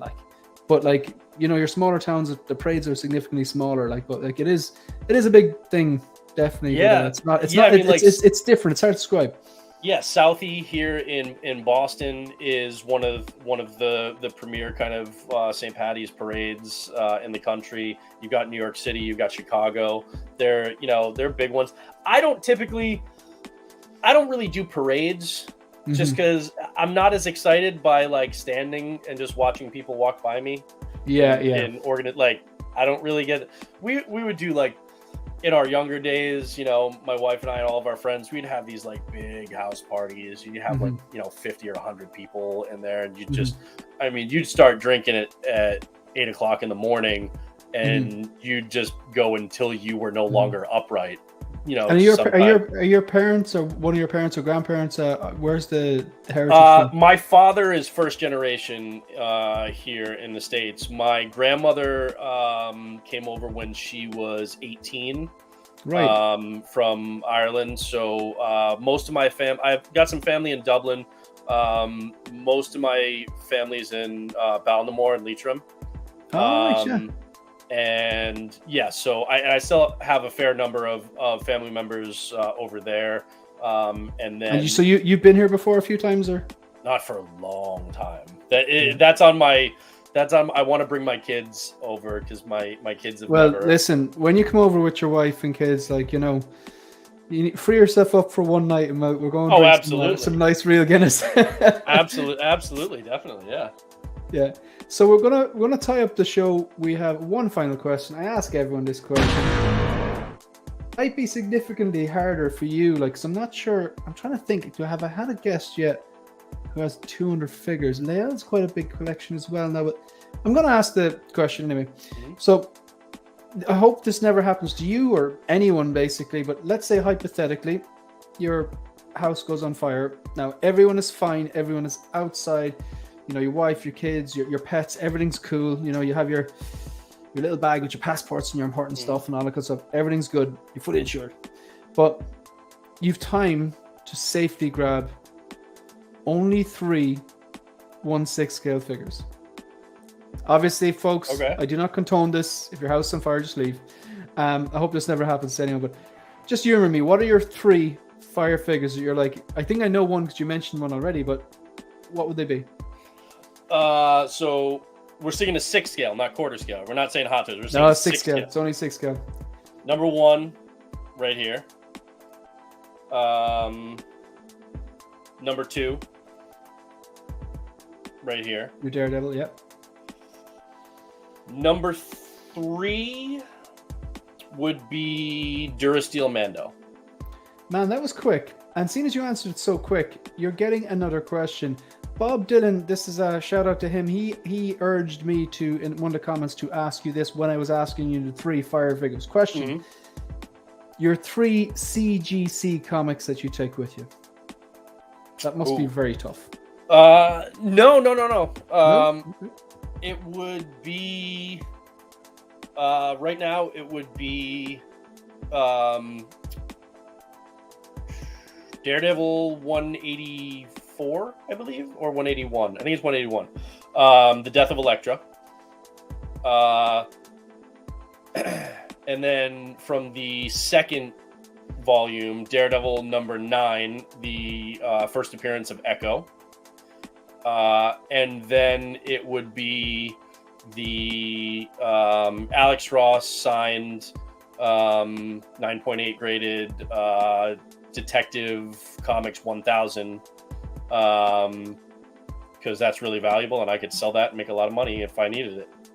Good stuff. And thanks very much for obviously Bob Dylan for giving me the idea for the question, and he was curious obviously, and thanks very much for you for being here and answering the question. Now Bob, I would love to have you in an episode of Visions. I know you're an extremely busy man, but I'm definitely he's not he's in the chat on every stream. He's not that busy. I asked Brendan the question. Come on, Bob, join me sometimes. Hit me up on Instagram. I'll make this happen because I'd love to have you here because we need these collecting veterans that we can learn from or be enabled by. Brendan, thank you so much for being here. Absolutely. I find these one-to-one conversations it's great getting to know the person because I love being on the streams and I love the banter and the back and forth and the excitement and the buzz when something drops. I love that, but this is just a different type of getting to know people basically.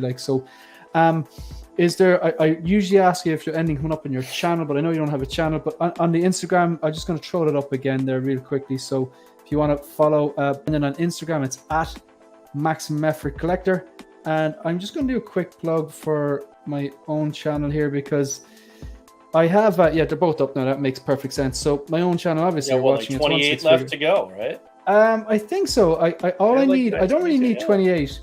I said earlier on Lael's stream, or just I think one some people really dedicated. Yeah, I think I plugged too hard because I've noticed that the bots tend to come in twos.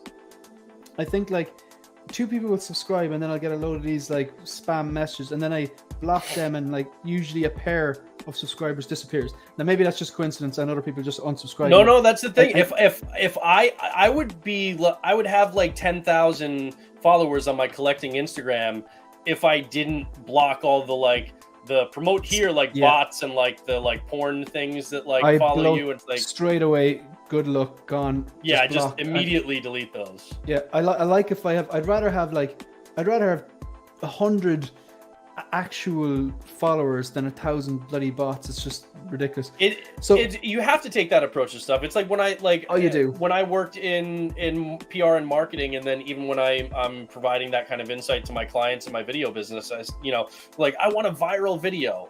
First of all, that's not just a thing. You don't just make a viral video. That the virality of a video, that just you can't predict that, you can't plan it.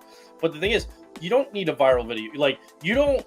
It's not valuable to you if 1,000 people see your video or your product or your messaging or whatever, if that's the wrong audience. 100 people that are your right target audience are more valuable than 1,000 people who aren't going to do anything with your messaging whatsoever. It's the same thing with when you're trying to 100%. Build a channel, when you're trying to build a following on a social media platform.